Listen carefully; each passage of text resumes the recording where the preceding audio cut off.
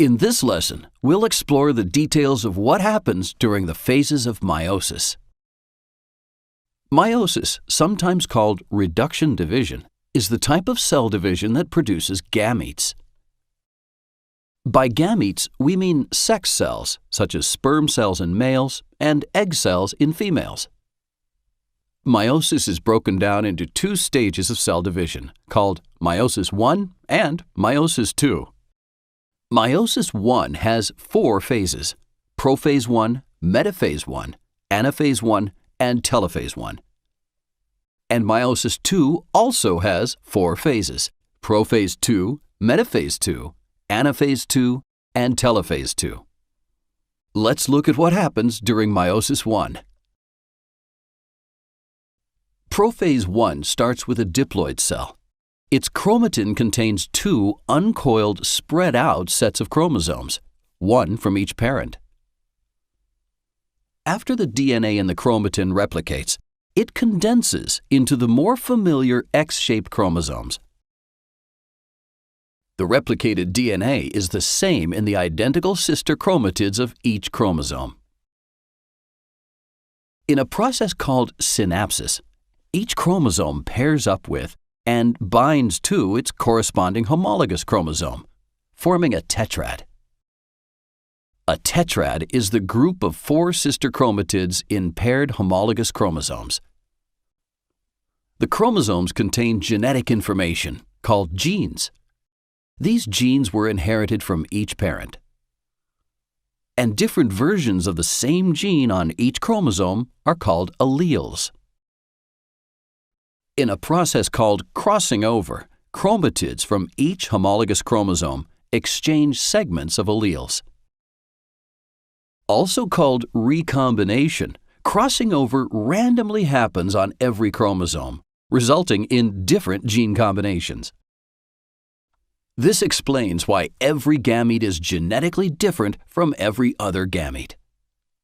Crossing over results in genetic variety in offspring. This is why children are different from their biological parents, as well as from their biological siblings. Continuing on with prophase I, the nuclear membrane disappears. The centrioles move to opposite ends of the cell, and spindle fibers fan out from them. Next, in metaphase I, the homologous chromosomes line up at the equator and attach to spindle fibers from opposite poles. During anaphase I, spindle fibers separate the homologous chromosomes in each tetrad and pull them to opposite poles of the cell. The cell enters telophase I with 1 chromosome from each homologous pair at separate poles. However, each chromosome still consists of sister chromatids. Keep in mind that each chromosome's sister chromatids are no longer identical because of the allele exchange that happened during crossing over. Then, spindle fibers disappear, and the nuclear membrane reforms around the chromosomes. Finally, cytokinesis occurs. Meiosis I ends with 2 genetically different haploid daughter cells.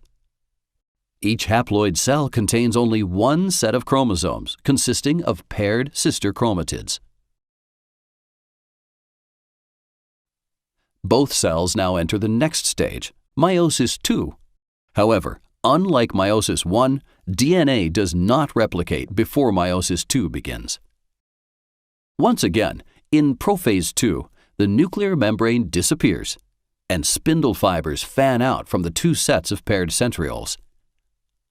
During metaphase II, the chromosomes in each cell line up at the equator and attach to spindle fibers from both poles. During anaphase II, the sister chromatids of each chromosome separate and move to opposite poles. Once the sister chromatids separate, they are called chromosomes. Finally, during telophase II, the spindle fibers disappear and nuclear membranes reform. And cytokinesis occurs in both cells. Meiosis II ends with 4 genetically different haploid daughter cells, each containing only 1 set of chromosomes. Some key points to remember about meiosis. It begins with a diploid cell. Meiosis only produces gametes. Gametes are genetically different haploid cells, sperm cells in males and eggs in females. Meiosis has two stages of cell division called meiosis I and meiosis II. During meiosis I, homologous chromosomes separate to produce two haploid cells, each containing chromosomes in the form of paired sister chromatids. In meiosis II, the sister chromatids separate in both cells, becoming individual chromosomes. Cytokinesis of these cells produces 4 genetically different haploid gametes. And here are some key points to remember about prophase I. The pairing of homologous chromosomes, called synapsis, occurs. Each pair of homologous chromosomes, consisting of 4 chromatids, is called a tetrad.